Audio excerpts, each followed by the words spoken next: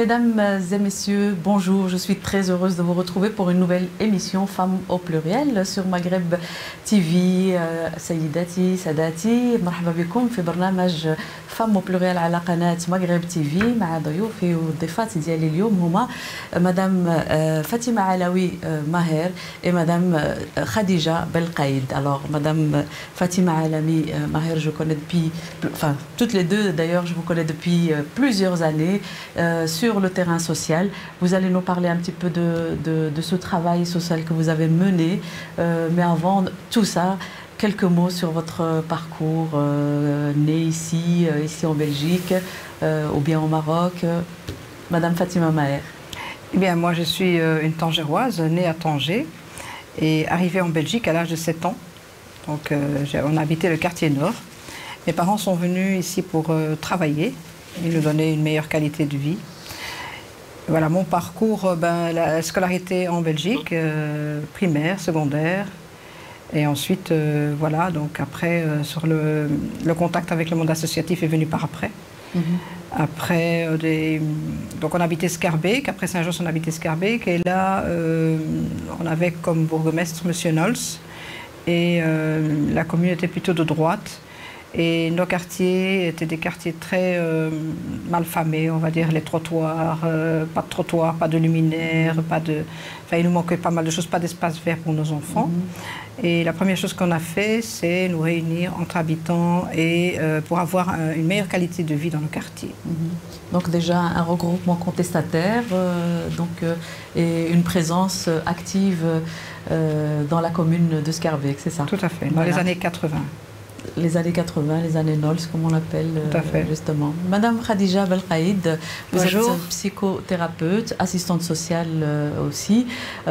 Quelques mots sur votre parcours avant tout ça. Alors, moi je suis née en Algérie en fait. Je suis marocaine, je suis née à Oran. J'étais toute petite quand mes grands-mères, du côté paternel et maternel, sont allées vivre à Oran, donc en quittant le Rif, parce qu'il y avait une grande pauvreté à cet endroit-là, et donc ils ont quitté le Rif. Là, mes parents étaient tout petits, ils ont grandi, se sont mariés là. Et dans les années 60, 64, mon père est arrivé avec des contrats pour travailler dans les mines de charbon à Charleroi. Donc en 65, on est arrivé dans les bagages de nos parents, ma sœur et moi, et on a vécu jusqu'à la fermeture des charbonnages de Charleroi dans les années fin 60.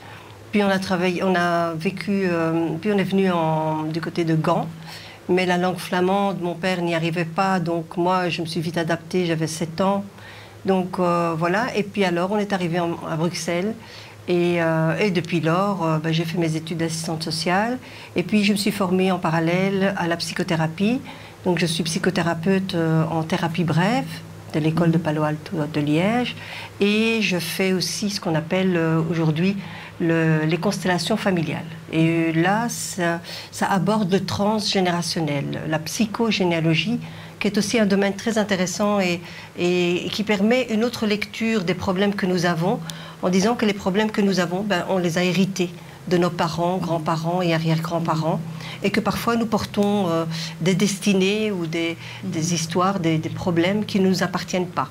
Et il y a moyen de couper ce fil, pas de couper le fil d'amour qu'on a entre nous et nos parents et nos grands-parents, mais ce problème qui nous attache et qui se répercute dans notre vie. Voilà. On reparlera de ça, Madame Khadija Belkaïd, voilà. Certainement, parce que la reproduction de certains faits dans la vie, dans la destinée des personnes, c'est ce qui vous a vraiment intéressé. Et il y a moyen de, comme vous dites, défaire pour que la personne soit libre des obstacles du passé. Oui. Voilà. Alors, je vous ai invité toutes les deux ensemble parce que vous êtes liées depuis sur le terrain social.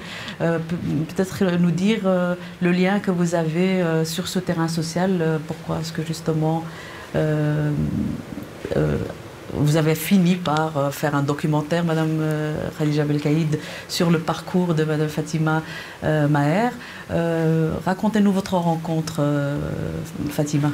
Notre rencontre d'abord amicale, parce qu'on se connaît depuis un bon bout de temps. Des amis. Des amis. Et un jour, je savais que Khadija était conteuse et je l'ai invitée à faire un conte lors d'une soirée culturelle. Et c'est de là où tout a démarré. Donc, il y a bien 20 ans, ou 20 ans maintenant. Bien une bonne vingtaine d'années. Voilà. Ouais. Alors sur ce terrain social, vous êtes bien présente, Madame Maher. Pourquoi est-ce que vous avez... Donc il y a eu le mouvement de contestation d'un quartier, des habitants d'un quartier, mais plus tard, vous vous êtes intéressé aux jeunes, vous vous êtes intéressé aux personnes âgées, vous vous êtes intéressé aux habitants d'un quartier. Dites-nous pourquoi. Pourquoi? Parce que dans ce quartier, il était complètement délaissé. Nous avions des descentes de police régulières qui rentraient dans les maisons, dans les familles. On retrouvait des mères de famille ligotées par terre avec des coups de bottes sur le visage. Et des enfants, des jeunes qui étaient discriminés. On avait beaucoup de descentes de police dans le quartier parce que ces jeunes étaient tout le temps pointés comme jeunes ne faisant rien, tenant les rues, etc. Le quartier était en très mauvais état et nous, les habitants, on s'est dit on ne peut pas accepter ça. Nous, on ne peut pas se faire traiter de la sorte. Et donc, nous nous sommes unis entre nous, entre habitants, pour commencer à mener des actions dans notre quartier. D'abord, demander l'accès à un espace vert, un lieu qui s'appelle le Parc Raskiné, qui était un lieu de dépotoir, de déchets. Alors que les enfants jouaient dans la rue, avaient des petites maisons où ils ne pouvaient pas circuler, pas de jardin. Donc, on a demandé d'abord un espace vert. Ensuite, après l'espace vert, nous avons commencé à combattre l'extrême droite, qui était bien présente à Scarbeck. Qui était plus présente à Scarbeck via des actions que nous avons menées ensemble avec les habitants.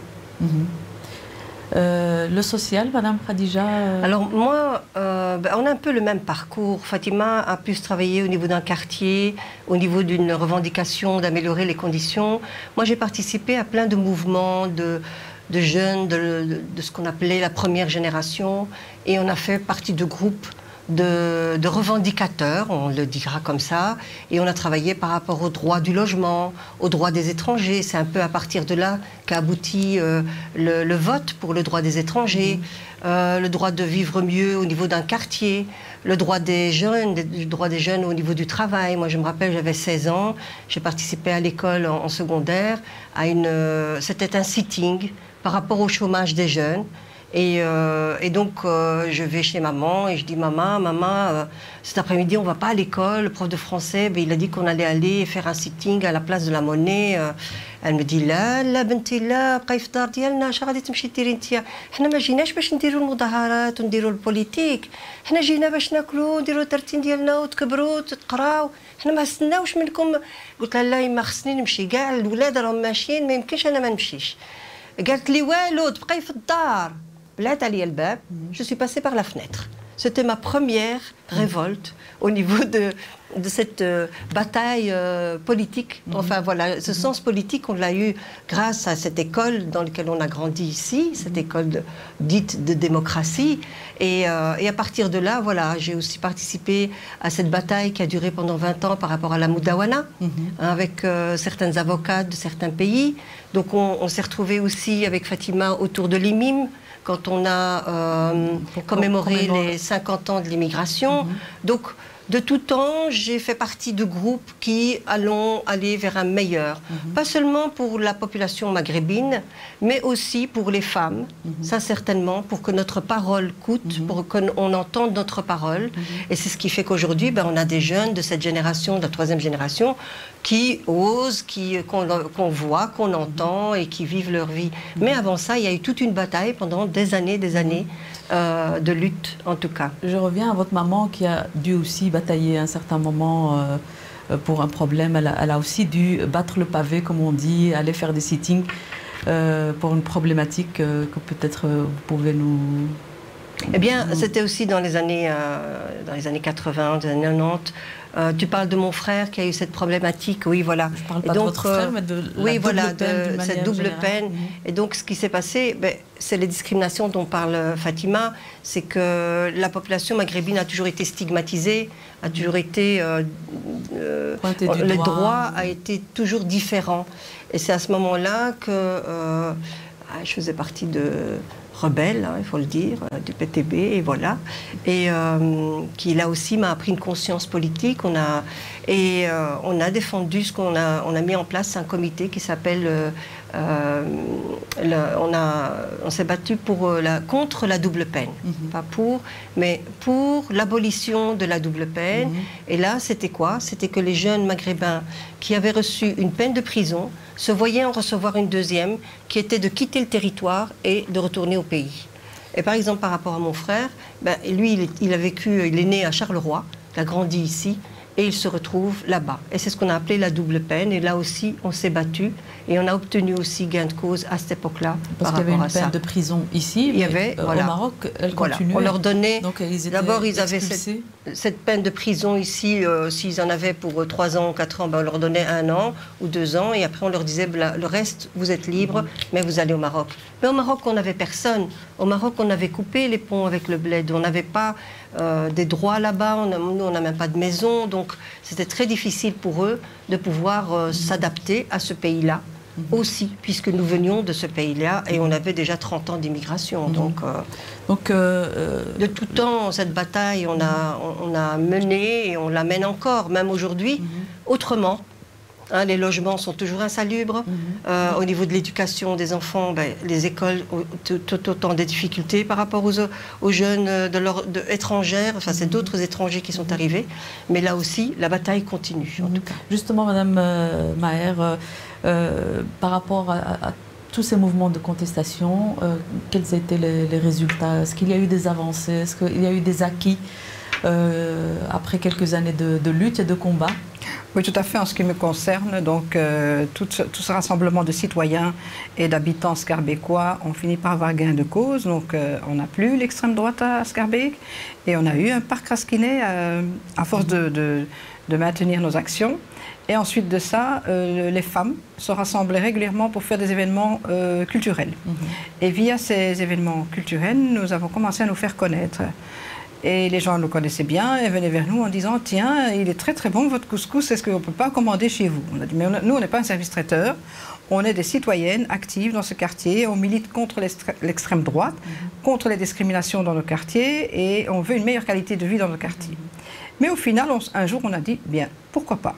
Et le « pourquoi pas » va commencer une nouvelle ère de construction d'un service traiteur d'économie sociale, d'insertion par le travail. Et petit à petit, on va commencer à travailler avec des contrats avec les CPAS. On va engager des personnes dans le contrat article 60.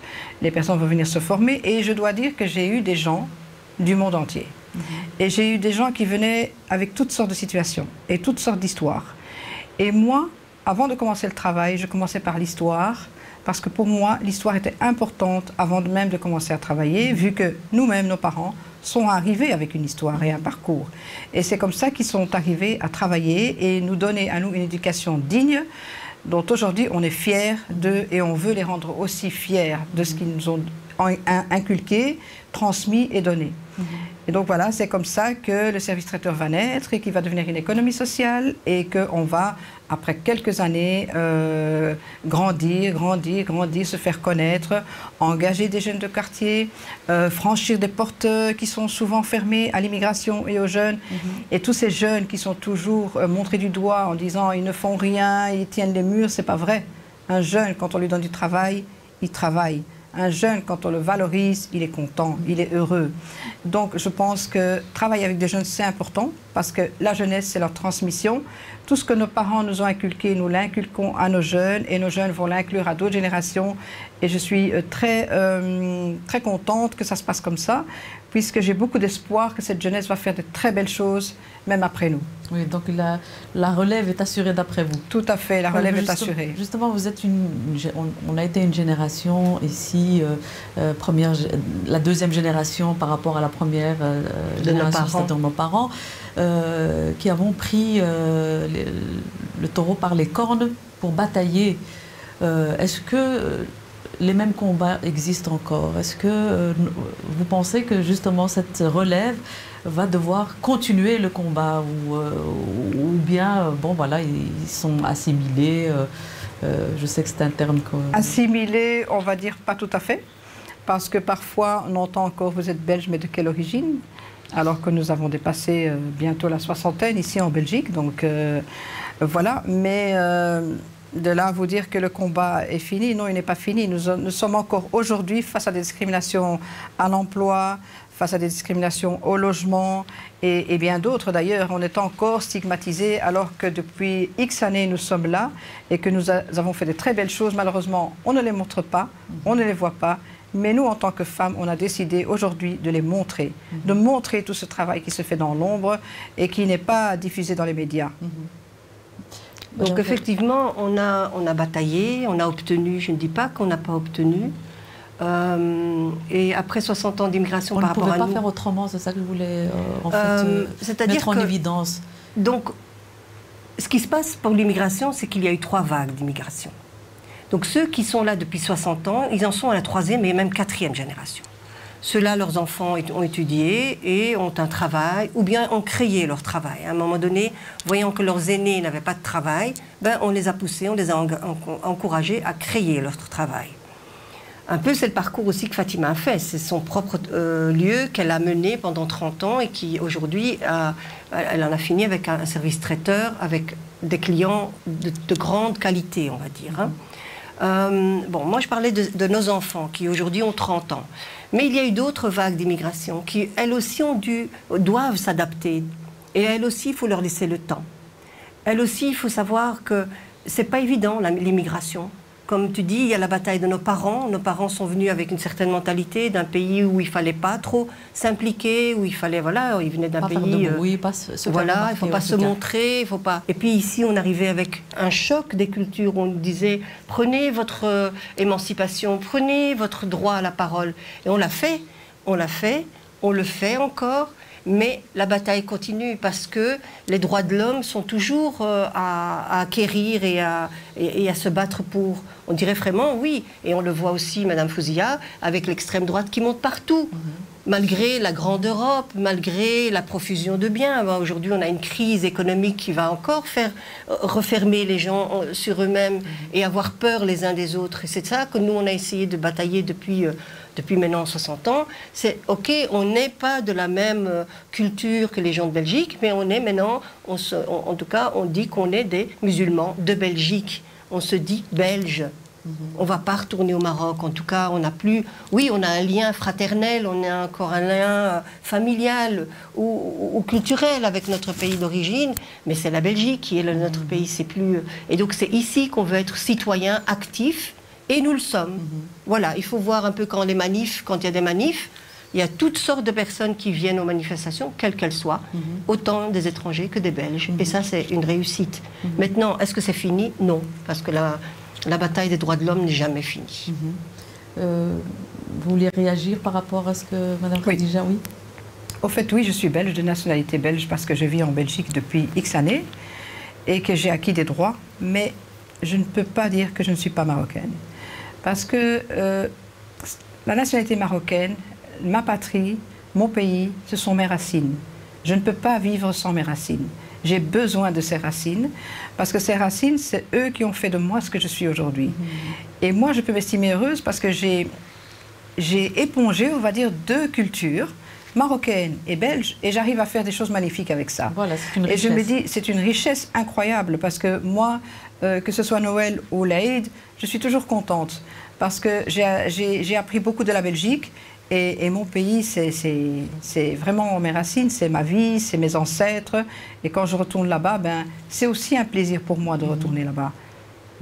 Est-ce que vous pensez que les jeunes, ou la 3e, 4e génération a les mêmes ressentis? C'est à nous à faire ce travail. Donc nous partons au Maroc pour des voyages humanitaires, donc on a créé le tourisme solidaire, donc nous partons dans des villages que moi-même je ne connaissais pas. On est parti dans le sud du Maroc, j'ai découvert des régions magnifiques avec des gens magnifiques et une culture que je ne connaissais pas du tout. Pour moi, le Maroc, c'était Tanger, Bruxelles. Et là, je découvre des endroits magnifiques. Et on a amené des jeunes avec nous. Et le fait de s'approcher du peuple et de faire des choses pour et avec le peuple, on crée des liens, on recrée ces liens qui ont été rompus pendant tout un temps, on les recrée et on arrive à faire des choses magnifiques, de l'aide humanitaire, on crée des puits, enfin on aide à du forage de puits, on aide les gens à s'autogérer, on aide les femmes à devenir un peu plus autonomes et s'émanciper dans tout ce qui est travail et pouvoir nourrir leurs enfants, leurs familles, vivre dans des villages éloignés et aussi apprécier ces régions qui sont, je dirais, très très belle. Voilà, moi j'ai plaisir à pouvoir aider mon pays parce que voilà, c'est ma racine et je ne peux pas vivre sans. Donc le travail social continue oui, du nord au sud. Autant on aide ici en Belgique, quand il y a eu les sinistrés de Verviers, on était présents, on a été aider les sinistrés. Autant j'aide aussi mon pays parce que voilà, c'est dans mes veines, quoi. Dans mes veines coulent deux cultures dont je ne peux pas me passer. C'est devenu, voilà, ça fait partie de moi-même et c'est ce qui m'a forgé et j'ai pas de mal avec ça. J'ai pas de mal à vivre avec les deux cultures. Peut-être à la psychothérapeute. Oui, un peu. Ce voilà. sentiment que... Alors ces jeunes d'aujourd'hui, je peux témoigner de ma nièce qui s'appelle Wahiba Waya. Elle est connue sur les réseaux sociaux pour Waya. Et elle a 30 ans, plus de 30 ans. Et il y a eu un phénomène extraordinaire pendant le Covid. Qu'est-ce qu'elle a fait? Elle a fait des petites capsules avec sa grand-mère, qui est maman à 80 ans. Et tout doucement, ces petites capsules ont eu un effet extraordinaire, où d'autres jeunes de l'âge de Wahiba ont commencé à s'intéresser et à poser des questions à cette grand-mère, en disant, on appelle nous Hna, oui, Tqsira with Hna, vous le trouvez sur vidéo sur YouTube, elle a mis 10 petites capsules, et c'est sorti des petites vidéos qu'elle faisait avec sa grand-mère et qu'elle faisait des lives, et c'était extraordinaire, l'émulation de ces jeunes de 30 ans qui voulaient connaître l'histoire de la grand-mère, l'histoire de l'immigration, comment elles sont arrivées, comment elles se sont adaptées, comment ça se passe pour l'argent, comment ça se passe pour le mariage, comment ça se passe pour l'amour, comment ça se passe avec les enfants. Et donc ce sont des jeunes de 30 ans qui questionnent la première génération. Cette première génération qui est une génération très très humble, très modeste, très silencieuse. Nos parents ne racontent pas le parcours qu'ils ont vécu. On le connaît parce qu'on est les aînés. Surtout, cette souffrance de s'intégrer dans un pays dont ils connaissent ni la langue, ni la culture, ni les codes, eh bien ils l'ont fait, ils se sont adaptés. Ils ont mené leur projet de vie qui était d'éduquer leurs enfants et de donner une meilleure vie à leurs enfants. Ils y sont arrivés, mais dans le silence complet. Et c'est ça qui se passe, c'est qu'il y a comme une rupture avec la troisième génération qui se demande comment sont arrivés leurs grands-parents et puis leurs parents aussi. Et ça se fait... Le problème, c'est qu'ils ne se demandent même pas. Oui, pour certains ne se demandent pas. Mais là, il y a comme des questionnements qui se font pour certains, en tout cas, et qui vont retourner vers ces grands-mères, certains qui l'ont connue et d'autres qui ne l'ont pas connue. À travers cette petite vidéo que fait Waya, eh bien... Certains disent, eh bien, tu sais, ça me donne du courage pour aller parler avec ma grand-mère, pour lui demander comment elle est arrivée, et de recréer ces liens de génération en génération. Parce qu'effectivement, si nous avons la force que nous avons d'avoir mené tous ces combats, après, moi je parle toujours de mes 60 ans d'immigration, mais voilà, toute l'immigration en elle-même, on ne l'est plus quelque part, maintenant on est bien installé, mais... Cette force qu'on a de s'adapter, l'adaptabilité et le fait qu'on rebondit à travers toutes ces souffrances, eh bien, c'est grâce aux valeurs de nos parents et de nos grands-parents, bien sûr. C'est ces valeurs de force qu'ils nous ont amenées, qu'ils nous ont données et qu'on transmet comme on peut à travers nous, à nos enfants d'aujourd'hui. Néanmoins, vous aussi, donc, par votre spécialité de psychothérapeute, vous avez aussi un lien avec le Maroc, vous avez fait des séances, oui, voilà. Vous avez fait aussi des projets socio-humanitaires. Tout à fait. Donc, peut-être quelques mots là-dessus, Madame Khadija. Alors, je dis que je suis belge, c'est vrai, mais c'est vrai que je suis marocaine aussi, que je le veuille ou non, je le suis. Et c'est-à-dire qu'à un moment donné, pendant tout un temps, dans cette, on va dire, cette partie de vivre ici, il nous a fallu d'abord nous stabiliser. Il nous a fallu d'abord comprendre les codes au niveau de la Belgique. Il nous a fallu prendre notre place, faire notre place. Aujourd'hui, alhamdoulilah, ça va. On a notre travail, on est même presque à la pension, on arrive, on s'est adapté, on a nos maisons, on a nos enfants qui vont bien. Donc à ce moment-là, on peut se tourner vers le Maroc et on peut aider les gens qui sont encore là-bas. Et c'est comme ça qu'on a des ponts qu'on a faits entre ici et là-bas.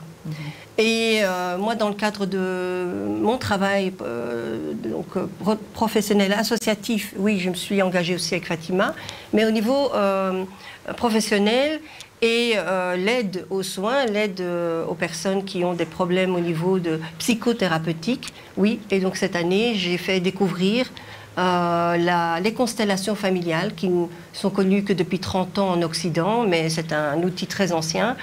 Et là, j'en ai pratiqué à Oujda.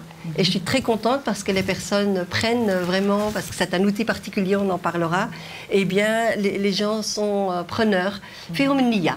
النية ديال الناس اللي بغاو يتعلموا شي حاجة جديدة، اللي بغاو يزيدوا شوية في العمر ديالهم باش يبدلوا leur destinée aussi. Parce que c'est important d'évoluer, toujours évoluer, c'est important. En tout cas, un beau travail pour toutes les deux sur ce terrain social, ce lien qui n'est jamais rompu finalement avec le pays d'origine, même si, comme vous le dites, Madame Belkaïd, on est installé, on est bien, on est dans notre travail, mais il y a quand même, et ça s'est manifesté d'ailleurs avec le football, le mondial, on va quand même... à deux, on fait le drapeau, tu vois, à deux, on a... Et moi toute seule. Et toi toute seule, tu as le drapeau. Voilà, mais justement, peut-être quelques mots là-dessus, Madame Fatima, vous disiez à un certain moment, moi je suis avec le gagnant.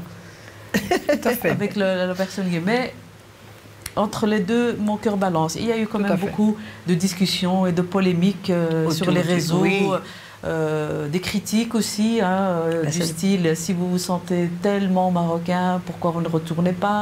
et des choses comme ça.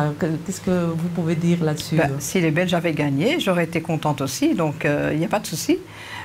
Je suis très fière que ce soit les Marocains qui gagnent, ça me fait plaisir. Et puis pour moi c'est très important parce que voilà, pour une fois on va montrer quelque chose de bien qui concerne les Marocains et on ne va pas toujours dire c'est eux qui cassent, c'est eux qui font du bruit, c'est eux qui démolissent tout. Là, vraiment, une équipe qui gagne. Moi, je suis très fière d'être marocaine et je suis très fière et très contente pour les Marocains. Oui.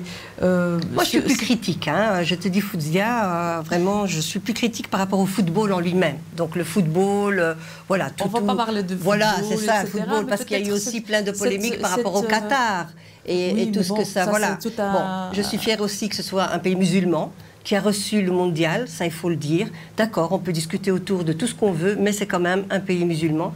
Et aussi, moi, le mondial, je me rappelle qu'on l'a toujours vu avec ma famille, maman, on ne le regarde pas le football, mais quand c'était le Maroc qui jouait, on regardait. Et donc on soutenait. Mais et quelque part, moi j'étais un peu déçue parce que c'est toujours un peu les mêmes pays qui gagnaient le mondial. Toujours les mêmes pays, quoi. Toujours les Européens, ou alors il y avait le Brésil, mais voilà. Et là, cette fois-ci, oui, on a un pays d'Afrique. C'est même pas les musulmans, je parle même pas de la religion. C'est un pays d'Afrique qui monte. Et ça, c'est un espoir. Ça, c'est chouette et ça, je leur souhaite d'aller jusqu'au bout. L'important, c'est de participer. Merci, Mme Belkaïd.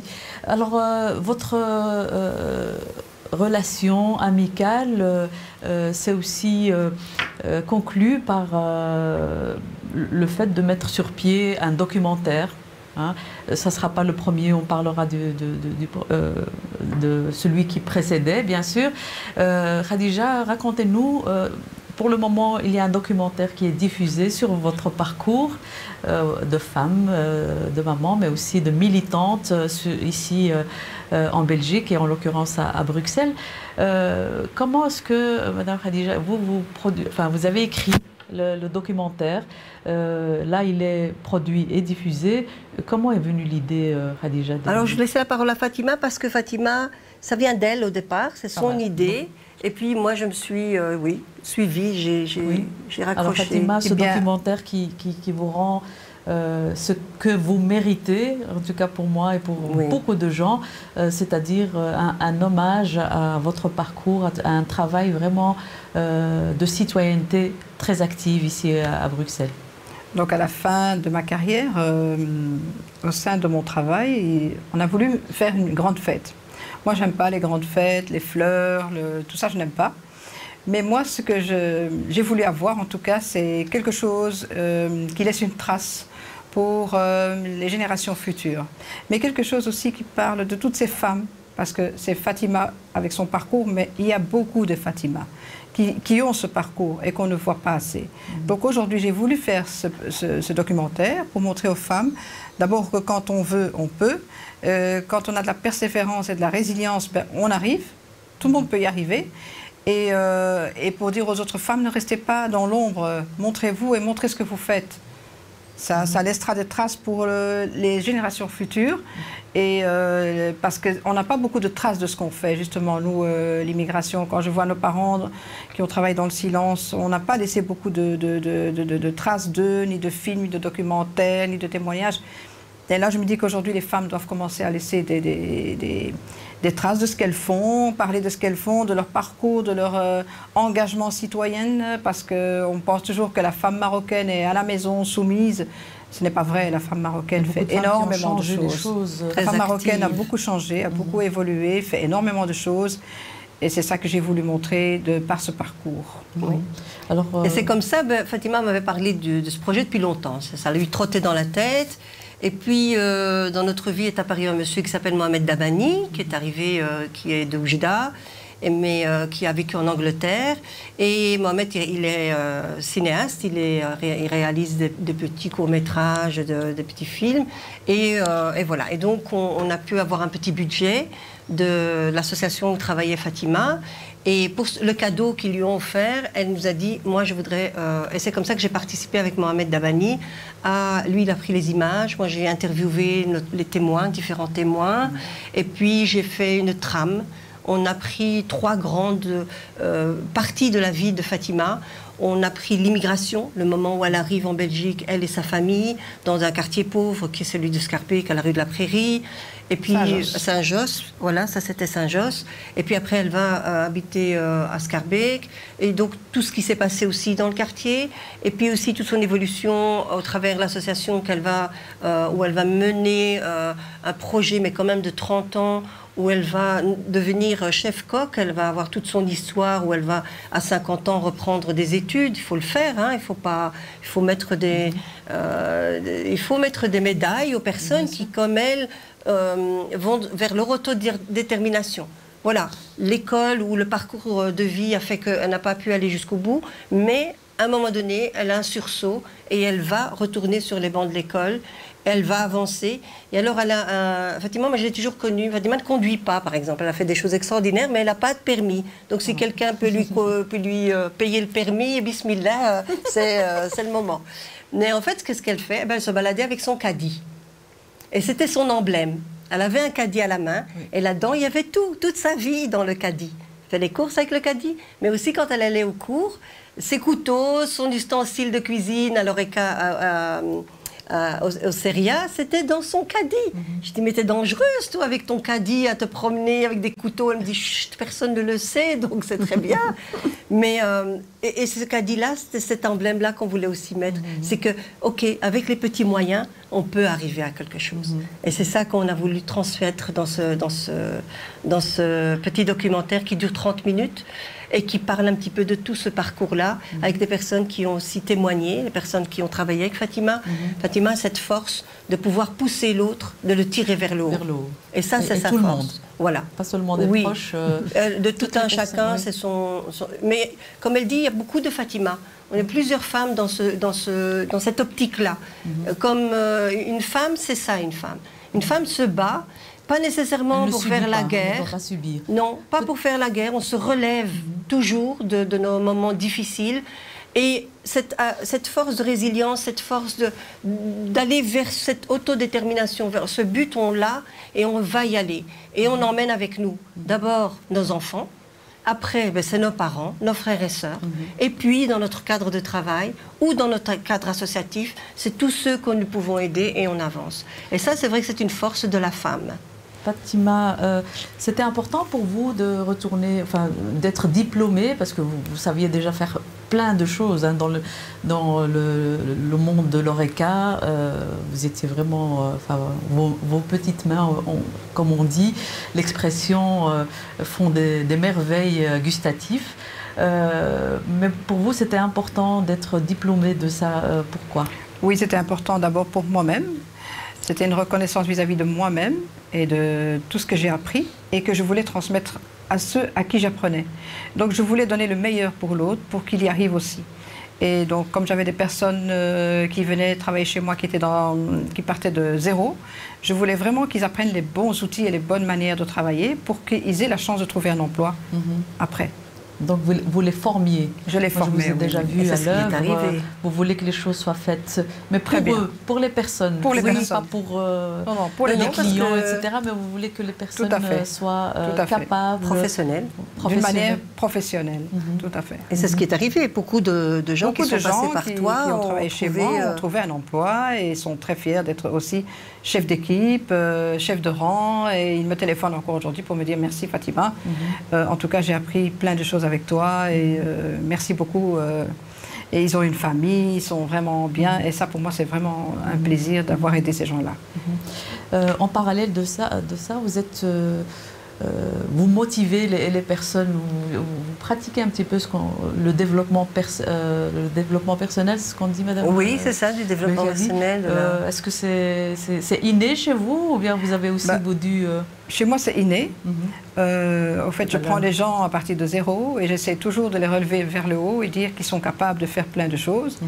Et j'arrive toujours à mon objectif. Je pense que quand on valorise quelqu'un, quand on lui donne la chance d'apprendre et quand on lui donne la chance de pouvoir le faire, il le fait. Il réalise. Alors peut-être avant de parler de vos projets à toutes les deux, revenons juste sur un documentaire, j'avais promis de le citer, c'est Alcantara, le pont, le lien entre l'Europe et le pays d'origine, le Maroc. Et c'est un peu un documentaire, c'est le voyage d'exil de votre maman. Peut-être quelques mots là-dessus? Eh bien, c'est un documentaire qui a été réalisé par Frédéric Fichefait et Raja Essefiani. Ce documentaire a été fait en 1994 suite à l'immigration qui retourne au Maroc. Et nous sommes retournés au Maroc avec les réalisateurs et nous avons parlé un peu de ce retour et de l'arrivée en Belgique. Et donc ma maman, au début, a été très très difficile de pouvoir parler de sa vie, de cette souffrance de quitter son pays parce qu'elle a eu difficile de quitter son pays. Et de fil en aiguille, c'est devenu un documentaire qui est bien retracé, ce passage de partir du pays, venir ici, puis de retourner en vacances là-bas. Et après, quand maman est arrivée au Maroc avec les réalisateurs, elle leur a dit « Asseyez-vous là, j'ai beaucoup de choses à vous raconter, mais je vous les raconte ici parce qu'ici, je suis chez moi, dans mon pays. » Alors qu'en Belgique, elle n'a pas voulu ouvrir la bouche. Et c'était un autre monsieur, tu m'as raconté qu'il y avait Mokhtar avec toi. Mokhtar, c'était tout le contraire. Ici, en Belgique, il parlait de toute sa vie, d'ouvrier, de travail. Et une fois arrivé au Maroc, il leur a dit « Je ne vais pas vous voir parce que dans la Médina, tout le monde me connaît. Je ne vais rien raconter. » Il n'a pas envie de... Alors, peut-être avant de nous quitter, quels sont vos projets? Est-ce que vous continuez dans... vous avez créé d'autres associations, hein? Peut-être quelques mots sur Héritage de femmes. Oui, tout à fait. Héritage des femmes a été créé en 2010 en parallèle avec mon travail, puisque mon travail devenait plus professionnel, dont j'avais moins de temps pour la partie sociale, bien que j'en faisais au sein de mon travail. Mais je voulais continuer cette partie solidarité au sein de l'ASB L'Héritage des femmes. Donc j'ai continué, quand j'ai eu ma retraite, j'ai continué, d'ailleurs je continue encore aujourd'hui. Donc c'est toujours le forage des puits, c'est toujours l'émancipation des femmes, revendiquer aussi le droit des femmes, et créer des liens et des ponts entre le pays d'origine et le pays dans lequel on vit, le pays d'accueil, la Belgique, mais pas seulement au Maroc, mais aussi à travers le monde, en Guinée, au Togo, dans d'autres pays qui vivent des difficultés. Et puis vous avez toute une dynamique autour des seniors, de nos seniors, mais aussi les seniors de toute origine. Vous faites un travail formidable, donc vous avez une équipe, vous visitez les personnes âgées. Tout à fait, oui. Peut-être quelques mots là-dessus? Eh bien, aujourd'hui, les seniors, on se rend compte que les seniors de l'immigration, en tout cas, sont un peu mis à l'écart, alors que ce sont des gens qui ont travaillé quand même la Belgique et le Maroc. Aujourd'hui, ces gens sont perdus, ne sont plus là. Et nous faisons un travail là-dessus parce qu'on aimerait bien avoir un home pour les personnes de confession musulmane ou des homes qui répondent à la diversité, c'est-à-dire qu'il y ait des repas halal, qu'il y ait des chambres adaptées, qu'il y ait un lieu de prière. Heureusement, aujourd'hui, il y en a un qui s'est ouvert il n'y a pas longtemps et on est très contents, mais il devrait y en avoir un peu plus. Il devrait y avoir aussi des centres de jour ouverts aux personnes de confession musulmane et de nationalités différentes pour qu'elles puissent trouver un peu le repère et aussi des activités qui leur correspondent. Donc, peut-être quelques mots sur le troisième âge. Donc, on a... Bon, attends, tu n'as pas n'importe qui ici, hein, quand même. Fatima et moi, nous avons joué une pièce de théâtre. Tu puisses le mettre en évidence. Merci. Mais on a fait une pièce de théâtre qui s'appelait Sucre venin, fleur d'oranger. Effectivement. Et justement, c'était sur ce thème-là. Voilà, c'était sur ce thème-là. Elle a été écrite par Malika Madi, qui est une amie qu'on salue. Et effectivement, ça nous a touchés énormément parce qu'à cette époque-là, c'est parti d'un fait réel. C'était que le centre islamique, il y avait une proposition, une demande, une envie de leur part d'ouvrir, d'acheter un terrain et de construire un home pour personnes d'origine, de confession musulmane, toutes confondues. Mais voilà, ce projet n'est pas abouti, il n'a pas arrivé. Et nous, on est partis avec cette histoire de qu'est-ce qu'on va faire de nos personnes âgées. Nos personnes de la première génération sont en train de vieillir. Maman a 80 ans, d'autres sont déjà partis. Ils se retrouvent seuls parce que les enfants sont partis. La plupart du temps, leur mari décède aussi. Donc, nous, en tant qu'enfants, on a nos propres activités. En Belgique, c'est très délicat. On ne fait pas comme au Maroc, on ne peut pas l'amener chez nous. Il n'y a pas assez d'espace, ou il n'y a pas de place. Ou, voilà, au niveau de l'architecture, on n'a jamais pensé à intégrer les personnes âgées dans la famille active. Et donc l'idée, c'est effectivement de continuer à voir comment mettre des dispositions autour des personnes pour qu'on puisse les garder à domicile. Donc moi, je suis partie comme bénévole, Fatima aussi, d'une association qui s'appelle Citizen, qui est située du côté de Saint-Josse, et qui aide les personnes à rester chez eux.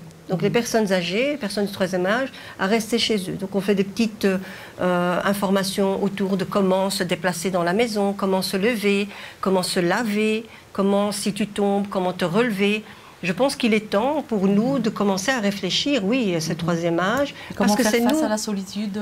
Oui, nous aussi, c'est nous qui vieillissons. Donc ce qu'on met aussi en place, c'est des bénévoles, des groupes bénévoles qui viennent rendre visite à ces personnes-là. Alors, il est vrai que pour le moment, c'est surtout des personnes belges qui osent demander. Les personnes d'origine étrangère sont encore entourées par leurs enfants. Mais il y a encore des personnes seules d'origine étrangère qui sont seules et qui se retrouvent dans un home parce que médicalement, elles ne savent pas continuer à vivre toutes seules. Mais on recherche des bénévoles, on recherche des gens qui voudraient juste venir passer un petit moment, prendre un petit café. On a des adresses, on a une liste, et juste venir donner un petit coucou à une personne âgée qui vit toute seule. Ça leur fait plaisir. Et ils ont tant donné à l'immigration qu'il faut le leur rendre. Merci Madame Belkaïd. Alors l'émission touche à sa fin. Qu'est-ce que vous avez envie de dire à toutes les personnes qui nous regardent, Madame Alaoui et Maher? Moi j'ai envie de dire, continuez à rester, en tout cas un message pour les femmes, continuez à rester des citoyennes actives, impliquées dans cette société dans laquelle nous vivons, et de rester toujours solidaires. Madame Khadija Belkaïd. Eh bien, moi, je dirais à ces femmes, toutes les femmes de tout âge, c'est possible. C'est possible d'y arriver, c'est possible de réaliser ses rêves. Peut-être pas comme on l'aurait voulu, ni comme on l'aurait, mais il y a des chemins et il y a des personnes sur Terre, autour de vous, demandez, qui peuvent vous aider. Et que si vous avez des moments durs et difficiles, on l'a vu avec le Covid, c'est extraordinaire, comme il y a eu des émulations, des gens qui se sont mis en place, des choses qui se sont mises en place pour aider tout un chacun. Donc ça existe, il faut juste demander autour de vous, voilà, que cette parole circule, ne pas hésiter aussi à revendiquer vos droits, votre place, votre parole vaut de l'or. Ça sera le mot de la fin. Alors avant de nous quitter, j'aimerais, à titre personnel, féliciter encore l'équipe marocaine et lui souhaite vraiment d'aller beaucoup plus loin et pourquoi pas la finale, comme dit leur coach, M. Gragui. Et alors, je vous retrouve pour une autre émission. D'ici là, soyez heureux et heureuses.